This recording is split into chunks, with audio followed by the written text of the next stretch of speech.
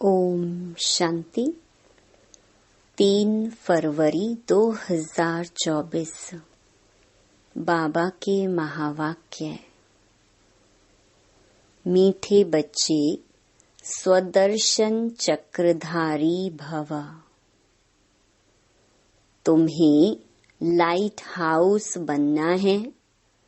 अपने को आत्मा समझो, इसमें गफलत नहीं करो।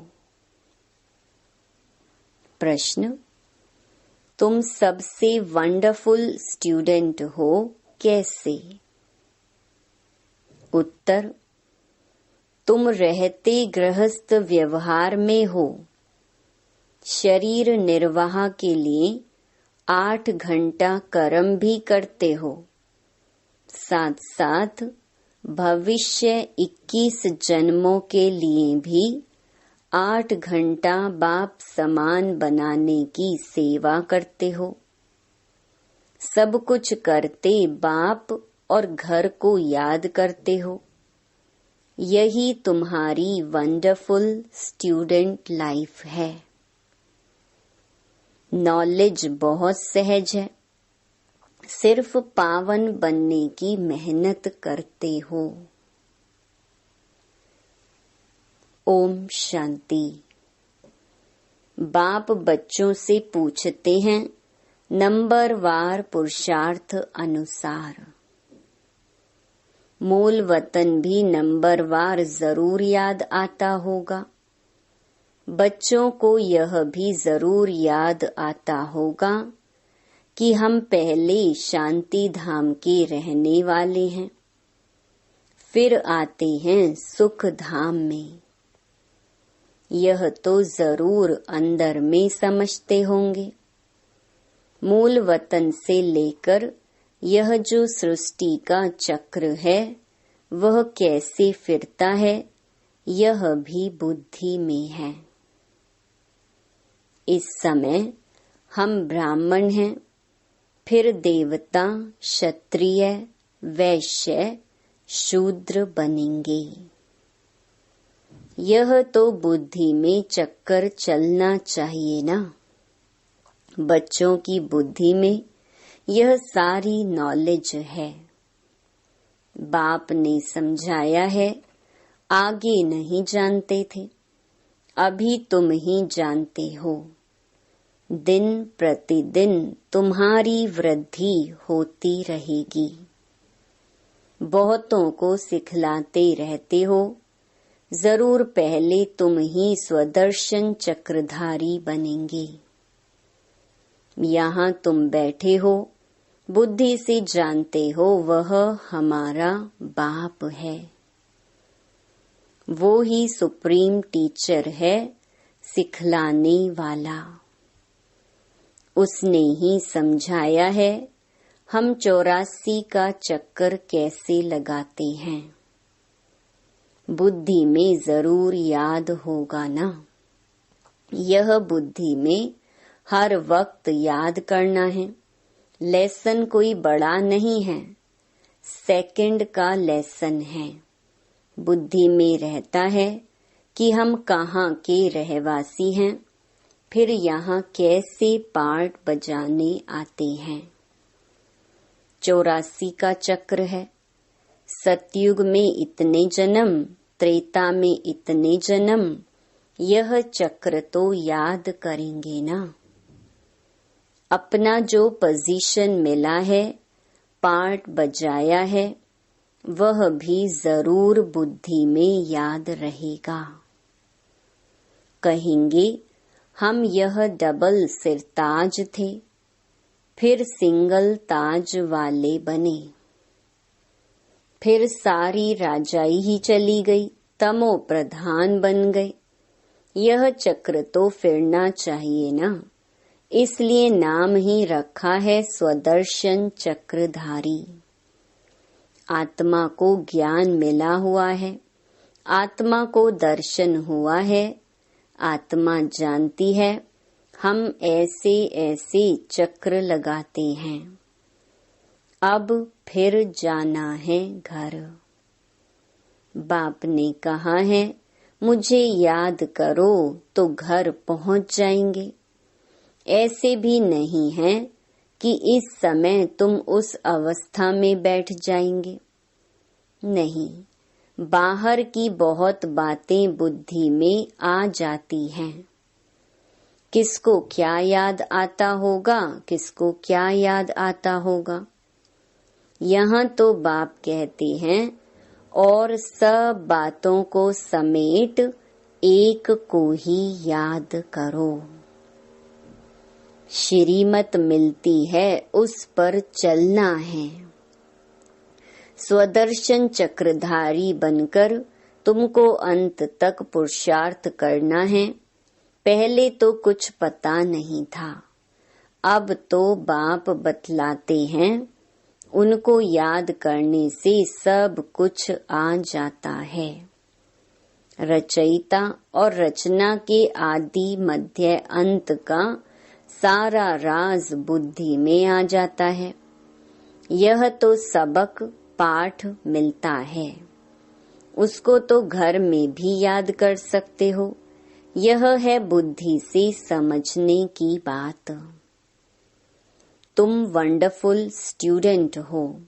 बाप ने समझाया है, 8 घंटा आराम भी भल करो, 8 घंटा शरीर निर्वाह के लिए काम भी भल करो। वह धंधा आदि भी करना है। साथ में यह जो बाप ने धंधा दिया है आप समान बनाने का, यह भी शरीर निर्वाह हुआ ना। वह है अल्पकाल के लिए, और यह है 21 जन्म शरीर निर्वाह के लिए। तुम जो पार्ट बजाते हो उसमें इसका भी बहुत भारी महत्व है। जो जितनी मेहनत करते हैं उतनी ही फिर बाद में भक्ति में उनकी पूजा होती है। यह सब धारणा तुम बच्चों को ही करनी है। तुम बच्चे पार्टधारी हो। बाबा तो सिर्फ ज्ञान देने का पार्ट बजाते हैं, बाकी शरीर निर्वाह के लिए पुरुषार्थ तुम करेंगे। बाबा तो नहीं करेंगे ना। बाप तो आते ही हैं बच्चों को समझाने के लिए कि यह वर्ल्ड की हिस्ट्री ज्योग्राफी कैसे कैसे रिपीट होती है, चक्र कैसे फिरता है, यह समझाने के लिए ही आते हैं। युक्ति से समझाते रहते हैं। बाप समझाते हैं, बच्चे गफलत मत करो। स्वदर्शन चक्रधारी अथवा लाइट हाउस बनना है। अपने को आत्मा समझना है। यह तो जानते हो, शरीर बिना आत्मा पार्ट बजा नहीं सकती। मनुष्यों को कुछ भी पता नहीं है। भल तुम्हारे पास आते हैं, अच्छा अच्छा करते हैं, परंतु स्वदर्शन चक्रधारी नहीं बन सकते हैं। इसमें बहुत प्रैक्टिस करनी पड़ती है। तो फिर कहाँ भी जाएंगे तो जैसे ज्ञान का सागर बन जाएंगे। जैसे स्टूडेंट पढ़कर टीचर बन जाते हैं, फिर कॉलेज में पढ़ाते हैं और धंधे में लग जाते हैं। तुम्हारा धंधा ही है टीचर बनना। सबको स्वदर्शन चक्रधारी बनाओ। बच्चों ने चित्र बनाया, डबल सिरताज राजाएं, फिर सिंगल ताज वाले राजाएं कैसे बनते हैं। यह तो ठीक है, परंतु कब से कब तक डबल ताज वाले थे, कब से कब तक सिंगल ताज वाले बने, फिर कैसे और कब राज्य छीना गया, वह डेट्स लिखनी चाहिए। यह बेहद का बड़ा ड्रामा है। यह सर्टेन है, हम फिर से देवता बनते हैं, अभी ब्राह्मण हैं। ब्राह्मण ही संगम युग के हैं, यह किसको मालूम नहीं जब तक तुम ना बताओ। यह तुम्हारा अलौकिक जन्म है। लौकिक और पारलौकिक से वर्षा मिलता है, अलौकिक से वर्षा नहीं मिल सकता। इन द्वारा बाप तुमको वर्षा देते हैं, गाते भी हैं, हे प्रभु। ऐसे कभी नहीं कहेंगे, हे प्रजापिता ब्रह्मा। लौकिक और पारलौकिक बाप को याद करते हैं। यह बातें कोई नहीं जानते, तुम जानते हो। पारलौकिक बाप का है अविनाशी वर्षा, लौकिक का है विनाशी वर्षा।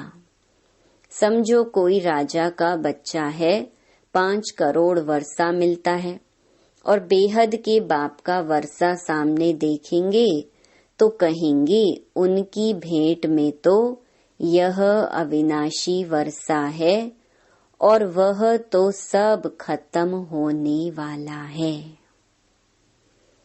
आज के जो करोड़पति हैं उन्हों को माया चटकी हुई है, वह आएंगे नहीं। बाप है गरीब निवाज। भारत बहुत गरीब है, भारत में बहुत मनुष्य भी गरीब हैं। अब तुम बहुतों का कल्याण करने का पुरुषार्थ कर रहे हो। अक्सर करके बीमारों को वैराग्य आता है, समझते हैं जीना क्या काम का। ऐसा रास्ता मिले जो मुक्ति धाम चले जाएं। दुख से छूटने लिए मुक्ति मांगते हैं। सतयुग में मांगते नहीं, क्योंकि वहाँ दुख नहीं है। यह बातें अभी तुम समझते हो। बाबा के बच्चे वृद्धि को पाते रहेंगे। जो सूर्यवंशी चंद्रवंशी देवता बनने वाले हैं वो ही आकर ज्ञान लेंगे, नंबरवार पुरुषार्थ अनुसार। यह ज्ञान बाप बेगर कोई दे नहीं सकते। अब तुम बेहद के बाप को छोड़ कहाँ भी नहीं जाएंगे। जिनका बाप के साथ लव है वह समझ सकते हैं, नॉलेज तो बहुत सहज है। बाकी पावन बनने में माया विघ्न डालती है। कोई भी बात में गफलत की तो गफलत से ही हारते हैं। इनका मिसाल बॉक्सिंग से अच्छा लगता है। बॉक्सिंग में 1-2 से जीत पहनते हैं। बच्चे जानते हैं माया हमको हरा देती है। बाप कहते हैं, मीठे बच्चे अपने को आत्मा समझो। बाप खुद समझते हैं इसमें मेहनत है। बाप युक्ति बहुत सहज बताते हैं। हम आत्मा हैं, एक शरीर छोड़ दूसरा लेते हैं, पाठ बजाते हैं, बेहद बाप के बच्चे हैं। यह अच्छी रीति पक्का करना है। बाबा फील करते हैं माया इनका बुद्धि योग तोड़ देती है। नंबरवार तो है ही, इस ही हिसाब से राजधानी बनती है। सब एक रस हो जाएं तो राजाई ना बने। राजा रानी प्रजा साहूकार सब बनते हैं। यह बातें तुम्हारे सिवाय कोई नहीं जानते हैं। हम अपनी राजधानी स्थापन कर रहे हैं। ये सब बातें तुम्हारे में भी अनन्य जो हैं उनको याद रहती हैं। यह बातें कभी भूलनी नहीं चाहिए। बच्चे जानते हैं हम भूल जाते हैं, नहीं तो बहुत खुशी रहनी चाहिए। हम विश्व के मालिक बनते हैं। पुरुषार्थ से ही बना जाता है, सिर्फ कहने से नहीं। बाबा तो आने से ही पूछते हैं, बच्चे सावधान, स्वदर्शन चक्रधारी होकर बैठे हो। बाप भी स्वदर्शन चक्रधारी है ना। जो इसमें प्रवेश करते हैं। मनुष्य तो समझते हैं विष्णु है स्वदर्शन चक्रधारी। उनको यह पता ही नहीं है कि यह लक्ष्मी नारायण है। इन्हों को ज्ञान किसने दिया? जिस ज्ञान द्वारा इन्होंने यह लक्ष्मी नारायण का पद पाया। दिखाते हैं स्वदर्शन चक्र से मारा। तुमको यह चित्र बनाने वालों पर हंसी आती है। विष्णु है निशानी कंबाइंड गृहस्थ आश्रम की। चित्र शोभता है, बाकी यह कोई राइट चित्र नहीं है। पहले तुम नहीं जानते थे 4 भुजा वाला यहाँ कहाँ से आया। इन सब बातों को तुम्हारे में भी नंबरवार जानते हैं। बाप कहते हैं सारा मदार तुम्हारे पुरुषार्थ पर है।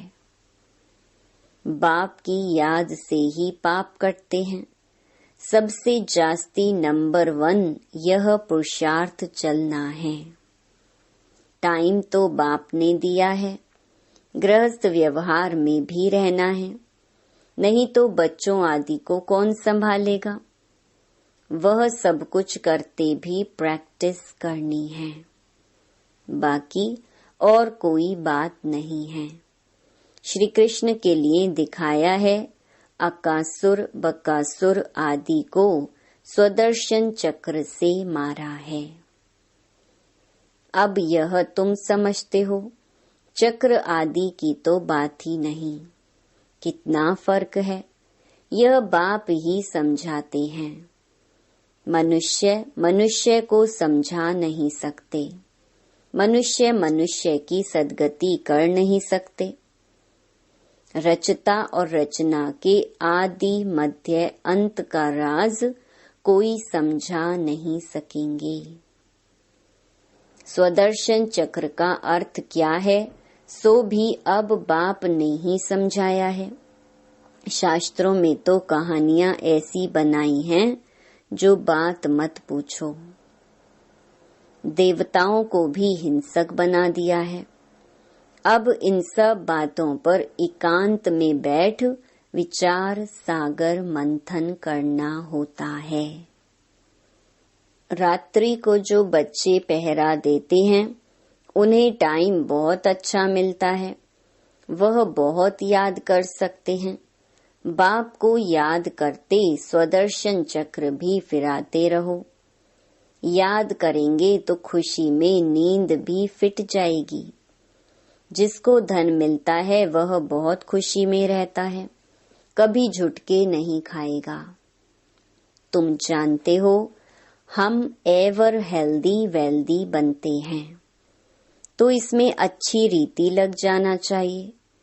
यह भी अब बाप जानते हैं, ड्रामा अनुसार जो कुछ चलता है वह ठीक है, फिर भी पुरुषार्थ कराते रहते हैं। अब बाप शिक्षा देते हैं। ऐसे बहुत हैं जिनमें न ज्ञान है न योग है। कोई बुद्धिवान विद्वान आदि आ जाए तो बात कर ना सके। सर्विसेबल बच्चे जानते हैं हमारे पास कौन कौन समझाने वाले अच्छे हैं। फिर बाप भी देखते हैं यह बुद्धिवान पढ़ा लिखा आदमी अच्छा है और समझाने वाला बुद्धू है, तो खुद प्रवेश कर उनको उठा सकते हैं।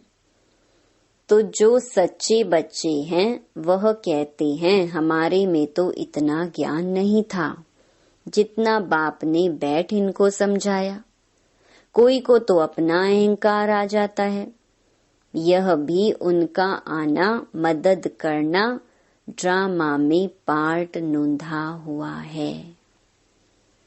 ड्रामा बड़ा विचित्र है। यह समझने में बड़ी विशाल बुद्धि चाहिए। अब तुम बच्चे जानते हो हम वह राजधानी स्थापन कर रहे हैं जिसमें सब गोरे ही गोरे थे। काले वहां होते नहीं।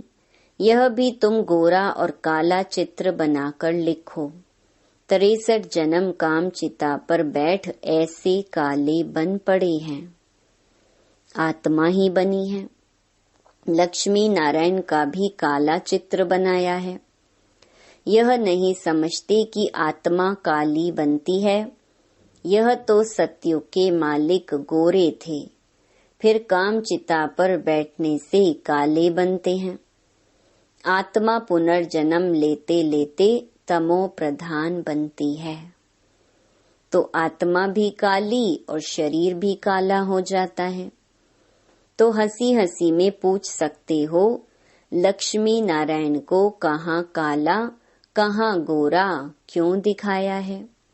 कारण ज्ञान तो है नहीं। श्री कृष्ण ही गोरा फिर श्री कृष्ण ही सांवरा क्यों बनाते हैं? यह तो तुम अभी जानते हो। तुमको अभी ज्ञान का तीसरा नेत्र मिला है। अच्छा, मीठे मीठे सिकिलधे बच्चों प्रति माता पिता बाप दादा का याद प्यार और गुड मॉर्निंग। रूहानी बाप की रूहानी बच्चों को नमस्ते। धारणा के लिए मुख्य सार। पहला, खुशी से भरपूर रहने के लिए एकांत में बैठ मिले हुए ज्ञान धन का सिमरण करना है।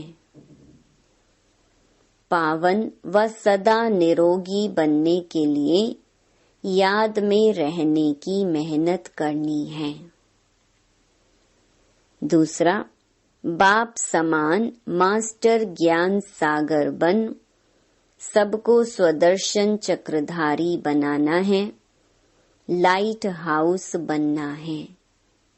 भविष्य 21 जन्म के शरीर निर्वाह के लिए रूहानी टीचर जरूर बनना है। वरदान, त्रिकालदर्शी स्थिति द्वारा तीनों कालों का स्पष्ट अनुभव करने वाले मास्टर नॉलेजफुल भव। जो त्रिकालदर्शी स्थिति में स्थित रहते हैं वह 1 सेकंड में तीनों कालों को स्पष्ट देख सकते हैं। कल क्या थे, आज क्या हैं और कल क्या होंगे, उनके आगे सब स्पष्ट हो जाता है। जैसे कोई भी देश में जब टॉप पॉइंट पर खड़े होकर सारे शहर को देखते हैं तो मजा आता है। ऐसे ही संगम युग टॉप पॉइंट है। इस पर खड़े होकर तीनों कालों को देखो और फलक से कहो कि हम ही देवता थे और फिर से हम ही बनेंगे। इसी को कहते हैं मास्टर नॉलेजफुल। स्लोगन, हर समय अंतिम घड़ी है, इस स्मृति से एवर रेडी बनो। ओम शांति।